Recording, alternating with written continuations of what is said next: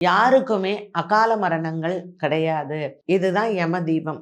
தீபாவளி அப்படின்னாலே ஒரு நாள் திருவிழா கிடையாது. ஒரு 5 நாள் திருவிழாவாக நம்ம தீபாவளியை கொண்டாடுகிறோம். அது இந்த வருடம் அக்டோபர் மாதம் 18ஆம் தேதி சனிக்கிழமை அன்னைக்கு பாருங்க, சனி மகா பிரதோஷம். இந்த சனி மகா பிரதோஷத்துல தாந்தேராஸ் வருது. அன்னைக்கு தான் நம்ம யம தீபம் ஏத்துறோம். ஸோ இந்த சனிக்கிழமை நீங்க மிஸ் பண்ணாம உங்க வீட்டு வாசல்ல கோதுமை மாவுல ஒரு அகல் விளக்கு நம்ம பண்ணி, நம்ம மண் அகல்ல அந்த கோதுமை அகல வச்சு நல்லா ஃபுல்லா நல்லெண்ணெய் ஊத்தி அதுல 4 முகம் எரியணும். இதுதான் யம தீபம். ஸோ இது ஒரே ஒரு தீபம் ஏத்தினா போதும்.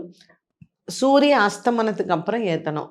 7 மணியிலிருந்து 8 மணி வரைக்கும் அந்த தீபம் ஏத்துற மாரி பார்த்துட்டு, நாமளே அந்த எண்ணெய் அந்த தீபத்தை அமர்த்திடலாம். ஸோ 4 திரிகள் போட்டு 4 முகத்துடன் ஏத்தக்கூடிய இந்த யம தீபம், எதற்காக இத நாம பிரதோஷத்துல திரையோதசியில இதை பண்றோம் அப்படின்னு பார்த்தீங்கன்னா, யமதர்மராஜன் அன்றைய தினத்தில் நம்மளுடைய இல்லங்களுக்கு யாருக்குமே அகால மரணங்கள் கிடையாது.